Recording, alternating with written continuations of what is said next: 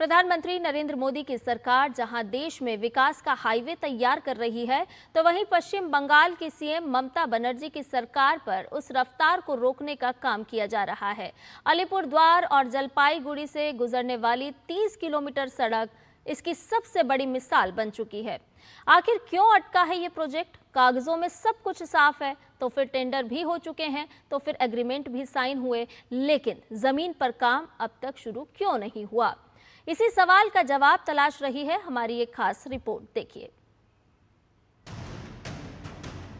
पश्चिम भारत को पूर्वी भारत से जुड़ने वाला एक प्रोजेक्ट, 3,372 किलोमीटर का रास्ता, कहीं पे कोई रुकावट नहीं। सिर्फ बंगाल वो हिस्सा है जहां पर आकर ये रास्ते का जो प्रोजेक्ट है वो लटक गया है पिछले 1 साल से। सवाल ये है कि आखिर क्यों पश्चिम बंगाल में इस राष्ट्रीय राजमार्ग परियोजना के करीब 30 किलोमीटर हिस्से का निर्माण अटका हुआ है।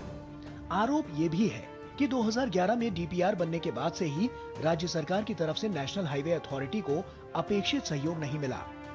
अब आंकड़ों पर नजर डालें तो ईस्ट वेस्ट कॉरिडोर के 3,372 किलोमीटर में से पश्चिम बंगाल का हिस्सा 290 किलोमीटर है।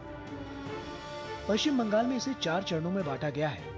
Dalkhola Ghoshpukur 110 kilometre, Ghoshpukur Dhupguri 84 kilometre, Dhupguri Falakata 29.86 kilometre, Falakata Salsabari 42 kilometre. अगर राज्य प्रशासन का पूरा सहयोग मिलता तो ये परियोजना करीब 10 साल पहले ही पूरी हो सकती थी, लेकिन हकीकत यह है कि आज भी कई हिस्सों में काम शुरू तक नहीं हो पाया है। धूपगुड़ी से फालाकाटा तक 30 किलोमीटर सड़क की डीपीआर 2022 में पूरी हुई। 2024 में टेंडर फाइनल हुआ। 11 अप्रैल 2025 को ठेकेदार के साथ समझौता हुआ। 1 साल होने को है, फिर भी भूमि विवाद के कारण काम शुरू नहीं हुआ। फालाकाटा से सलसाबाड़ी तक 42 किलोमीटर सड़क भी भूमि विवाद में लंबे समय से अटकी है। फूलबाड़ी इलाके में अब भी 5.5 किलोमीटर सड़क का काम बाकी है। मुआवजे के तौर पर जमीन देने वालों को औसतन 1 करोड़ रुपए मिल रहे हैं। दिलचस्प बात यह है कि जमीन देने वाले भी विकास चाहते हैं। वहीं चुनाव प्रचार में इस परियोजना का श्रेय लेने में मुख्यमंत्री ममता बनर्जी भी पीछे नहीं है। जलपाईगुड़ी की चुनावी सभा में ममता बनर्जी ने एनडीए काल में शुरू हुई राष्ट्रीय राजमार्ग परियोजना का श्रेय खुद को दे दिया। जलपाईगुड़ी থেকে पश्चिम बंगाल में हमने विकास की नई गाथा लिखी है। जलपाईगुड़ी से भूटान, बांग्लादेश और नेपाल तक अब आसानी से पहुंचा जा सकता है। सिलीगुड़ी का नया रूप यही साबित करता है।